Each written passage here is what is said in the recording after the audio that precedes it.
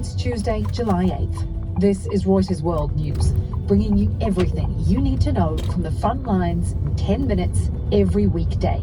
I'm Kim Vanel in Wanganui, New Zealand.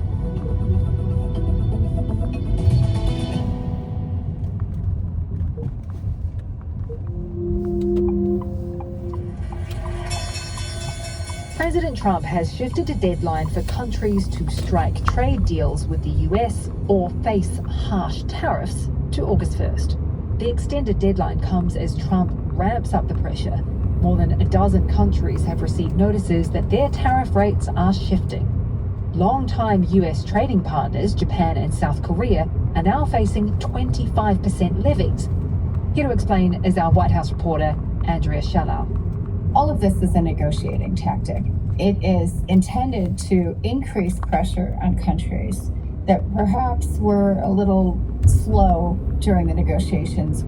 It does seem to be working because countries are actually ponying up. So we have Indonesia is slated to announce something like $34 billion of kind of investment trading accord with the United States later this week, including purchases of Boeing airplanes. We've heard similar noises from other countries, including Saudi Arabia. So President Trump's strategy appears to be working. It just hasn't gone as quickly as perhaps he had hoped.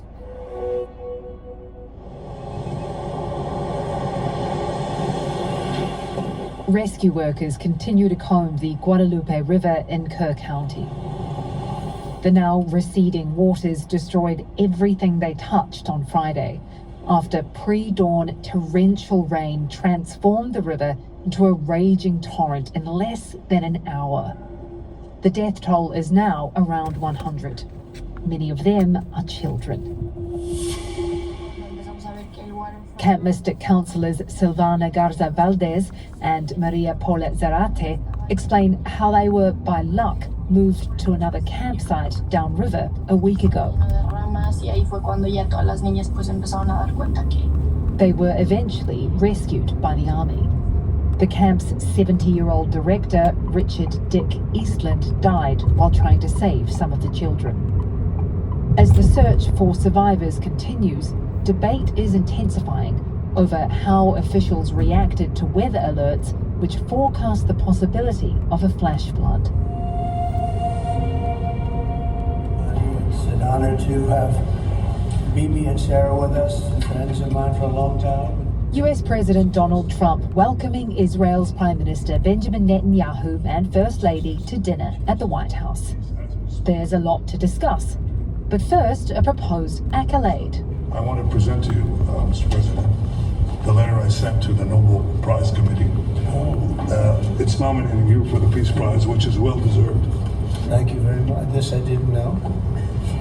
Wow. Thank you very much.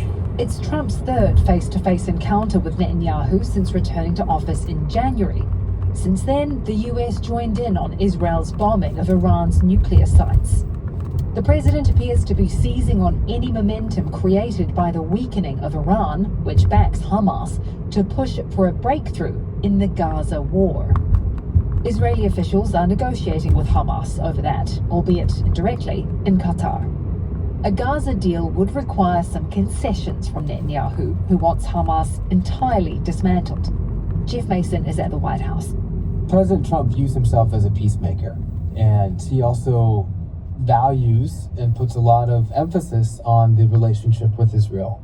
So he has given Prime Minister Netanyahu a lot of what he wants, particularly with those strikes on Iran's nuclear program. And continuing to give him the support and the platform of coming to the White House is another way of showing that support. And again, the president said that the U.S. was going to hold talks with Iran, and he even went so far as to say that he would like to lift sanctions on Iran, which I suspect is not something that Prime Minister Netanyahu would welcome. So the two men don't see eye to eye on everything, but they certainly do see eye to eye on a broader goal of Israel's security. What comes after a ceasefire in Gaza is also being discussed. If people want to stay, they can stay. But if they want to leave, they should be able to leave. It shouldn't be. Both Netanyahu and Trump say progress is being made on a controversial plan to relocate Palestinians out of war-torn Gaza. Earlier this year, Trump floated a plan complete with promotional AI-generated video, which suggested relocating Palestinians to turn Gaza into the, quote, Riviera of the Middle East. Human rights groups condemned that plan as ethnic cleansing. Meanwhile, a proposal seen by Reuters and submitted to the White House is suggesting building large-scale camps called humanitarian transit areas. The camps inside and possibly outside Gaza would house Palestinians so they could, quote, de-radicalize, reintegrate, and prepare to relocate if they wish to. The $2 billion proposal bears the logo of controversial aid group GHF, the Gaza Humanitarian Foundation. Controversial because it uses private US security and logistics companies to get food aid into Gaza. GHF denies submitting a proposal. Reuters could not independently determine the status of the plan, who created and submitted it, or whether it is still under consideration. One last thing about that meeting between Netanyahu and Trump. President Trump also spoke about Ukraine, saying the US will send more weapons to Kyiv. That's after the US paused some weapons shipments last week. Elon Musk's announcement that he plans to launch a new political party is raising a lot of questions about just what that might look like. His foray into politics as Trump's right-hand man had a damaging effect on his car company Tesla, as well as his reputation. Our US politics editor, Bo Erickson, is in Washington, D.C. Bo, could this really work? The experts that we were talking with and some of the political strategists that we were talking with said that obviously his money is the untested element here. But for many, they said more often than not, when an independent jumps into a major race, they act more as a spoiler, taking away more votes from either the Republican or Democrat in the race. Musk is very angry at President Trump's spending and tax bill that was passed last week, and he said he's maybe going to target Republicans who voted for that. Is there any indication existing politicians might actually want to join this new America party? We haven't seen anyone quite hoist the flag of Musk's America party yet. It's kind of just a little too early because the election's more than a year away right now, and I don't think people are wanting to align themselves with Elon Musk because another one of his challenges right now is, according to Reuters' recent polling, he has a lower approval rating than President Donald Trump. So he's going to have to work on his own nationwide popularity in order to make it not just his money that's bringing people in, but also kind of his vision and his entrepreneurial spirit that a lot of Americans do respect him for.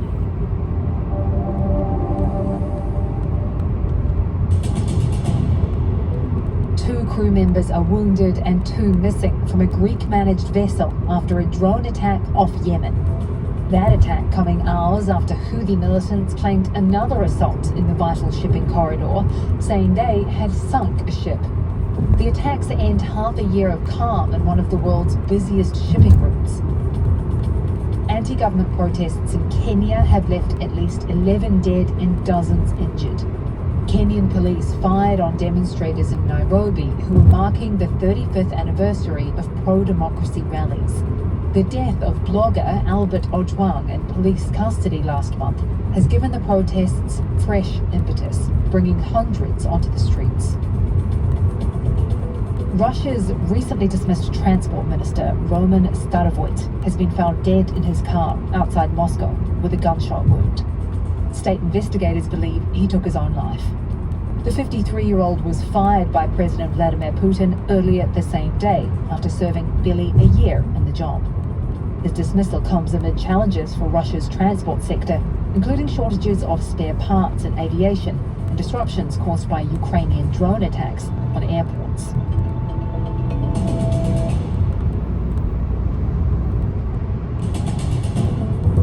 And for today's recommended read, an exclusive on the global supply of heavy rare earths. It's at risk from ongoing fighting in northern Myanmar. Reuters reporting shows that China has threatened to stop buying rare earths from rebel-controlled areas unless the Kachin Independence Army halts its offensive on the town of Barber. We'll drop a link to that story in today's pod description. For more on any of the stories from today, check out Reuters.com or the Reuters app. And don't forget to follow us on your favorite podcast player. We'll be back tomorrow with our daily headline show.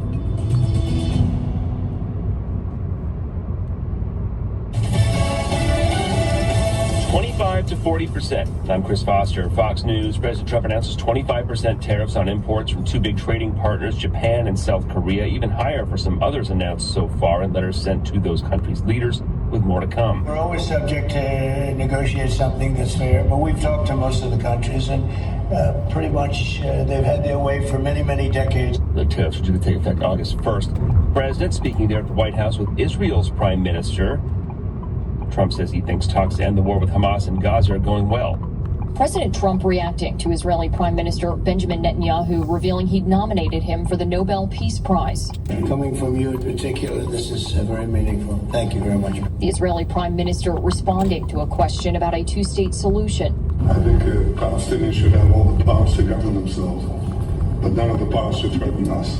Revealing Israel and the U.S. are working to find countries to give Palestinians a better future. Fox's Kristen Goodwin. The sun is up for search teams going through debris from flash flooding in central Texas. You have mangled trees, cars that were just thrown into the river, and just these chunks of debris that rescue teams have been sifting through, trying to find the dozens of victims that are still unaccounted for. The death toll right now has climbed to 104 people, including 28 children. Fox's Brooke Taylor in Kerr County, Texas. It's day 5 of that search. A group of doctors and public health organizations is suing Health Secretary Robert F. Kennedy Jr. over vaccine policy changes. Calling it a public health emergency that demands immediate legal action and correction, the coalition that includes the American Academy of Pediatrics filed a lawsuit in federal court in Boston over the decision to stop recommending COVID-19 vaccinations for most children and pregnant women. The lawsuit alleges Robert F. Kennedy Jr. flouted federal procedures and misled the American public. That's Fox's Sue Guzman. America's listening to Fox News. It's Will Kane Country. Watch it live at noon Eastern, Monday through Thursday at foxnews.com or on the Fox News YouTube channel. And don't miss the show. Listen and follow the podcast 5 days a week at foxnewspodcasts.com or wherever you download your favorite podcasts. People in South Florida could soon be traveling along a stretch of roadway named for the president. The Palm Beach County, Florida Board of Commissioners will vote later today on a proposal to rename a 4-mile section of Southern Boulevard President Donald J. Trump Boulevard. That portion of roadway runs from Palm Beach International Airport to Mar-a-Lago. A law passed by the Florida legislature requires the state's Department of Transportation to put up a sign on Southern Boulevard honoring the president, so this would just take things a step further. Addresses would still be officially located on Southern Boulevard. It's Fox's Kevin Uretsky. 24 people are injured in a bee attack in France. In Aurillac, in south-central France, a swarm of bees went on a 30-minute rampage. Of the 24 people who were hurt, 3 became critically ill. One 78-year-old had to be resuscitated after suffering cardiorespiratory arrest. Everyone is now said to be on the mend. The town's mayor says the incident may have been instigated by Asian hornets threatening a beehive, causing the bees to become aggressive. The hive, which was installed on a hotel roof terrace a decade ago, has been relocated out of town.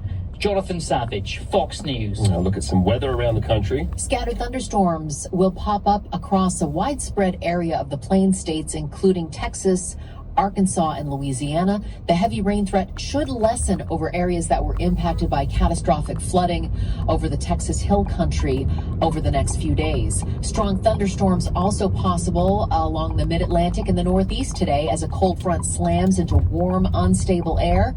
The heat ramps up over the Northwest, the High Plains, and the Southwest. Fox senior meteorologist Janice Dean.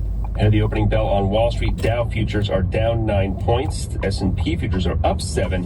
NASDAQ futures up 56. I'm Chris Foster. This is Fox News. It is time to take the quiz. It's 5 questions in less than 5 minutes. We ask people on the streets of New York City to play along. Let's see how you do. Take the quiz every day at thequiz.fox. Then come back here to see how you did. Thank you for taking the quiz. This Tech Check briefing is sponsored by Comcast Business, powering possibilities. I'm Julia Borston, and this is your CNBC Tech Check briefing. AI hyperscaler CoreWeave announcing it will acquire Core Scientific, a leading data center infrastructure provider, in an all-stock deal valued at about $9 billion. Shares of CoreWeave are down about 4%, while Core Scientific is sinking nearly 20% on the news. CoreWeave CEO Michael Intrater saying the deal will eliminate $10 billion in future lease obligations and enhance operating efficiency. Apple is appealing a €500 million fine issued by the European Union for violating the Digital Markets Act. The company saying in a statement, quote, as our appeal will show, the European Commission is mandating how we run our store, enforcing business terms which are confusing for developers and bad for users. The EU fined Apple back in April, saying the company breached its anti-steering obligation, which requires Apple and Google to inform users of payment options outside of their platform. Shares of Tesla are falling about 8% after CEO Elon Musk announced plans to form a new political party. Musk saying over the weekend that the party would be called the America Party and would focus on 2 or 3 Senate seats and up to 10 House districts. Musk's re-involvement in politics is making investors nervous again. The Tesla CEO left Doge back in May, which helped boost the stock. That's all for today. We'll see you back here tomorrow.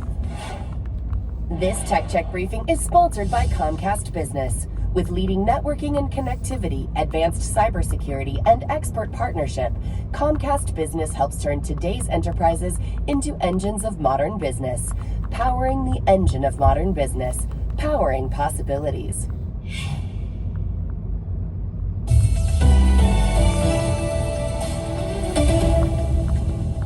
This is DW News, and these are our top stories. US President Donald Trump says talks over a ceasefire in Gaza are, quote, going along very well. He met with Israel's Prime Minister Benjamin Netanyahu on Monday. The White House says Special Envoy Steve Witkoff will travel to Qatar this week, where Israel and Hamas are involved in ceasefire negotiations. The death toll from the flash floods in Texas has now risen to more than 100. Among the dead were at least 27 girls and their counselors who were staying in a summer camp there. With dozens of people still missing, rescuers are scouring the flood zone and say they are likely to find even more victims. Greece has ordered a partial closure of the Acropolis, its top tourist site, to protect visitors in a heat wave. The ancient site will be